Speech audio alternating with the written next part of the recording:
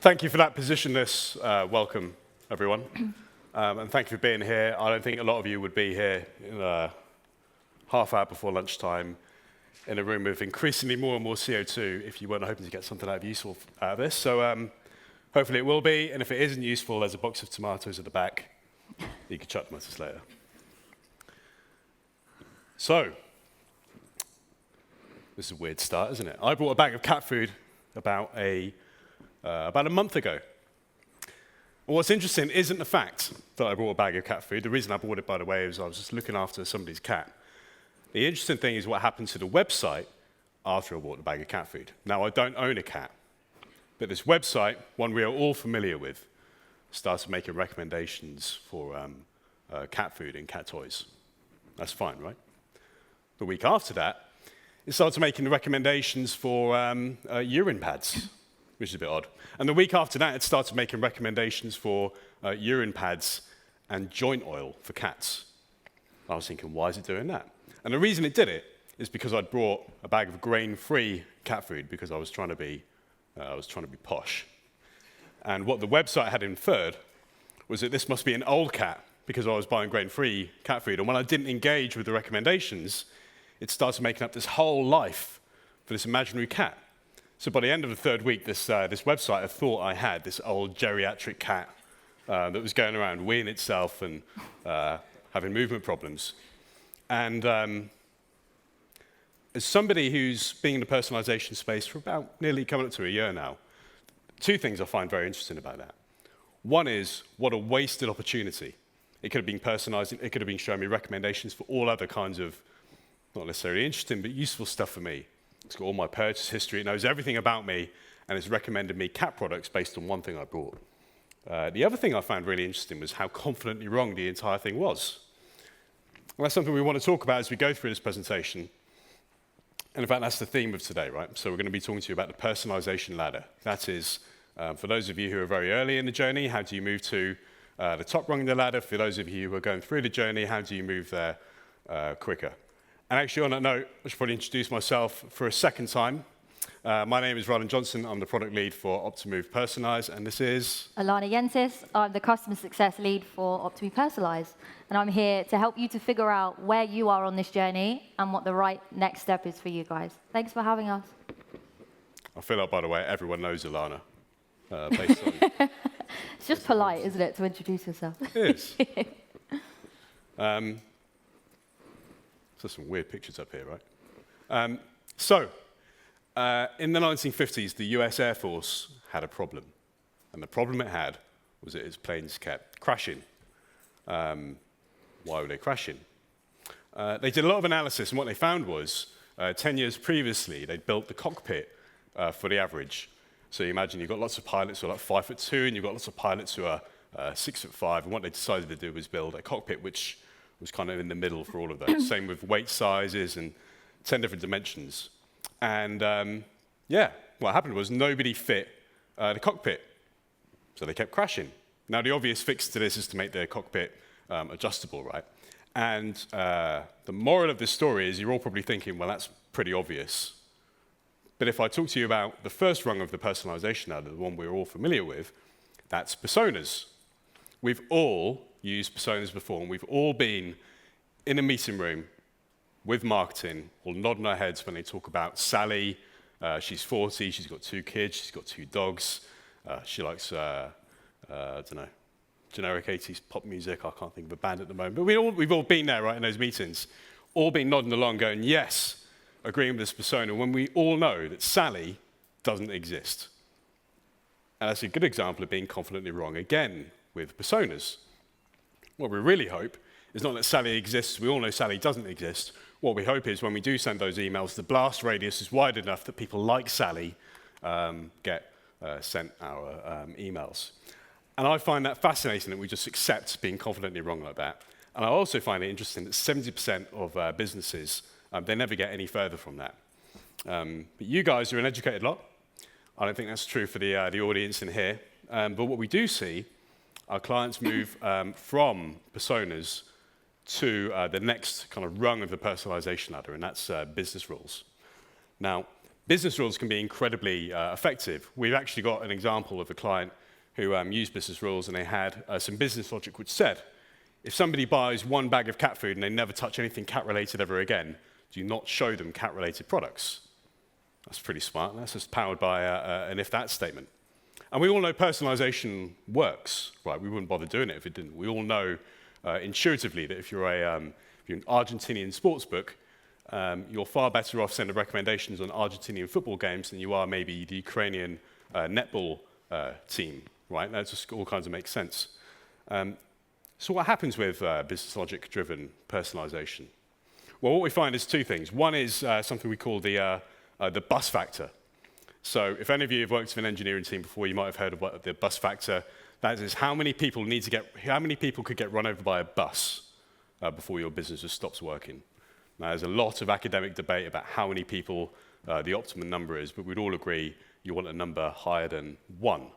But very often, when you're dealing with business logic, because it's so complicated and because there's so many moving parts, and it gets exponentially more complicated the more rules you add, what tends to happen is you end up with just 1 or 2 SMEs of the business who know how all of this stuff works. And on that point about exponential complexity, let's use an example. Let's say that you are serving your multi-market, and the regulations change in one place, and now you've got to update your business logic, and then something goes wrong, and you get an email, and somebody's calling. It can be quite hard to trace these things back. And you would have made possibly a mistake by being confidently wrong and sending out emails to people you maybe shouldn't have. And so what we find is you get the 70% of people who start with personas, they move on to business rules, and then they very quickly migrate to the third rung of the ladder, which is machine learning-based personalization. Now, this is probably the part where you're all expecting me to tell you, go buy OptiX, Optimove Personalize right now. I'm not going to do that. In fact, I'm actually going to tell you about some of the challenges you get in this part of the ladder as well. So, 10 years ago, Netflix had a prize, $1 million prize, for who could create the best recommendation algorithm ever. And the thing that's really interesting is not who won the prize, as somebody did, and it's kind of foundational to a lot of machine learning practice that we use today. The most interesting thing was actually they didn't actually implement all the learnings from the $1 million prize. And the reason for that was that they found that the recommendations were almost too good. So what would happen is people would log in, they'd see the same recommendations on Netflix over and over again, and their view time would stay the same, but they'd be logging in less and less and less. And that's because there was no novelty, there was no surprise, there was no anything. It was like a dusty museum. And what Netflix found was that they were being confidently wrong about the recommendations. Confidently wrong, and in this circumstance, actually the metrics kind of agreed with them, right? The metrics of saying your users are more engaged. They had to look at how often people were logging into the site to realize actually that wasn't quite true. And the reason I call this out is because even when you get to this rung in the ladder, it is definitely worthwhile.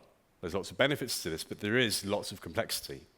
And what we like to talk about at Optimove Personalize is how do you get from a place where you say, right, I've moved up the different rungs, I've gone from personas to business logic, I want to use machine learning personalization. How do I get from there to being really good at it? How do I get from there to being at a point where I will no longer be confidently wrong? So we've talked about personas, we've talked about business logic, now we're talking about personalization, and this is where Alana comes in. Customer success enters the chat. So that's right, because my job for the past 5 years has been to help our clients with this maturity ladder, right? So working on the basis of earning it one step at a time. With each step, we're going to be proving something. Each step is giving you the data and the trust to take it to the next one. This right here, that you can see behind me, this is the personalization ladder.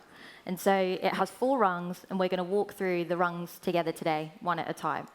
And we're going to start with what is actually provable. So Rylan just told you about 4,000 pilots and a cockpit built for somebody who didn't actually exist. So what do you do when you don't know anything about your users yet? You're not going to guess. You're not going to build for Shelley with the 2 kids. Instead, you're going to start with what is actually true. What is actively popular on your website right now based on what is actively being played?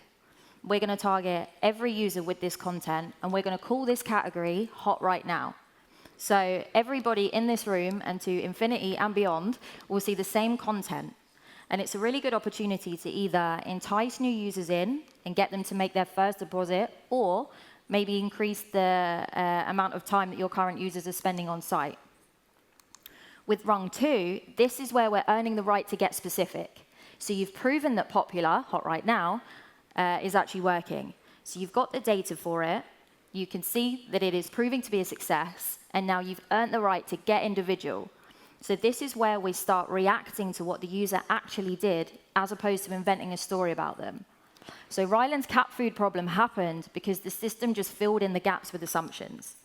Ryland bought grain-free food for a cat that he just so happened to be looking after, and the retailer assumed that this must be an old cat. And because of that, this cat must need joint supplements and toilet training pads, which isn't actually specific to his real-life experience. And spoiler alert, Ryland actually prefers dogs, but we'll keep that story to another day. Good boys. Apologies.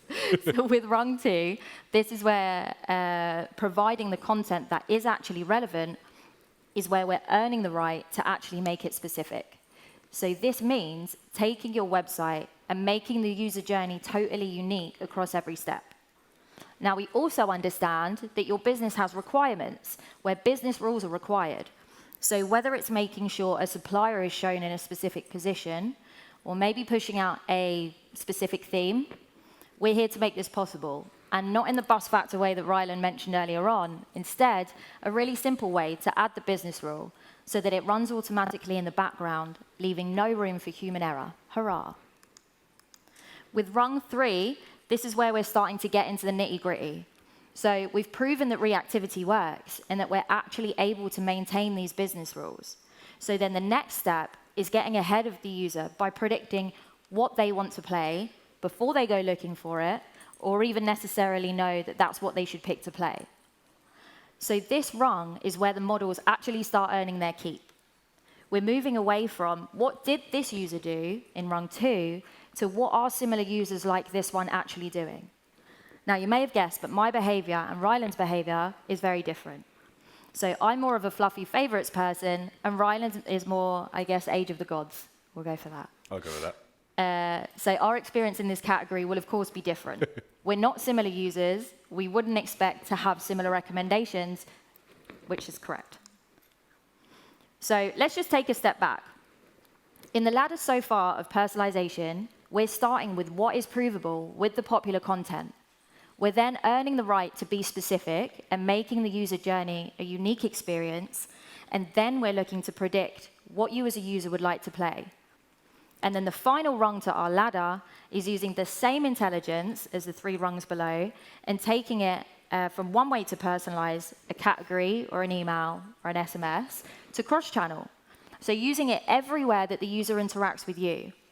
What that means is the website categories are matching what we're seeing in the banner, in the web pop-up, in the search bar, and then outside of the website, so in your emails, SMS, push notifications.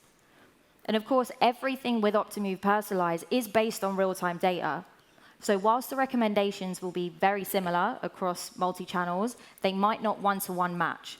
But they will be similar, and most importantly, they will be relevant. I'd say now seems like a pretty good time to check out what this looks like for active users. So we're going to meet some special guests. We're going to meet Bob, Sue, and Rita, and we're going to see what their personalization ladder journey looks like. To the demo, please.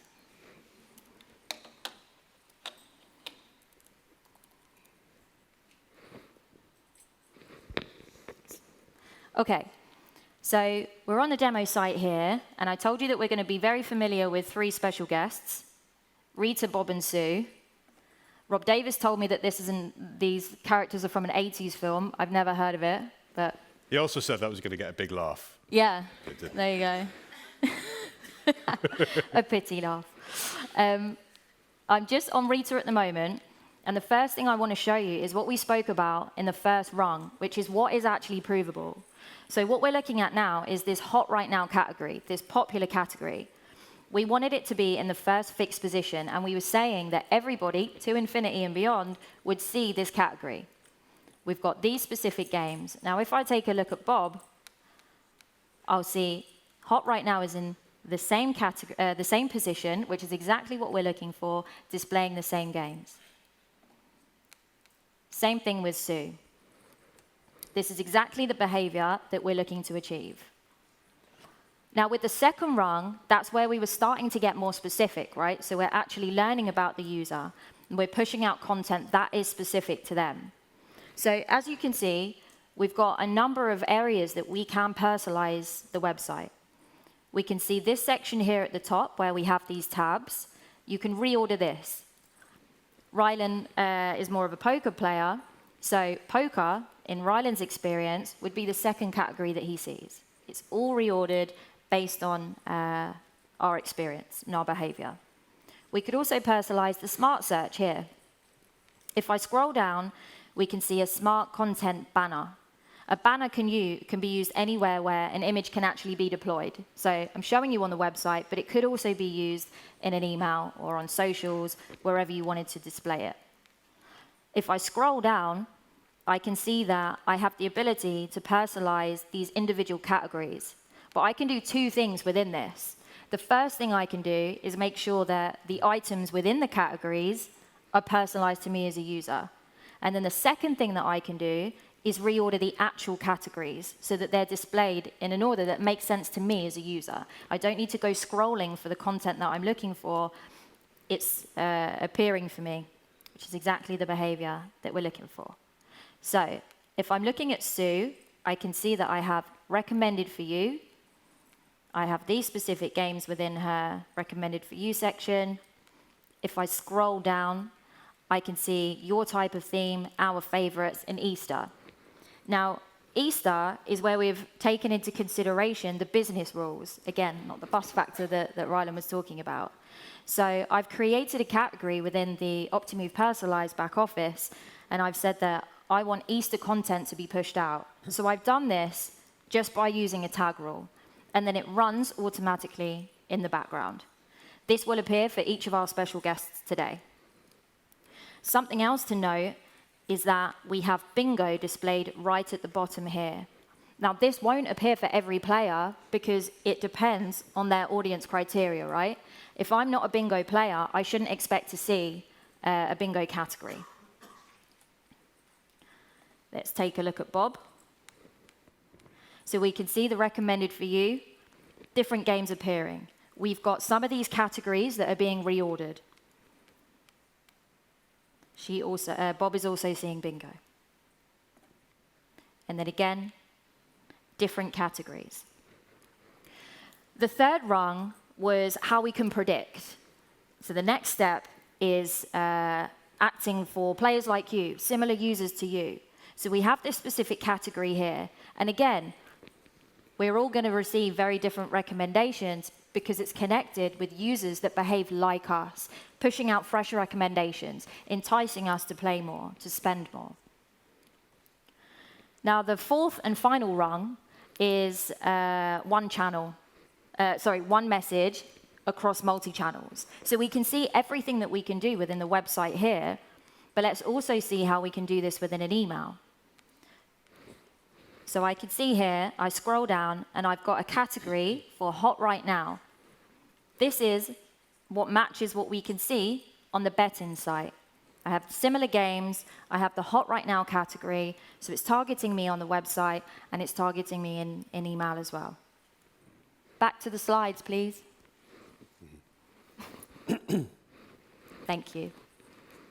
So if you're sitting here thinking, where do I start? That's exactly the right question.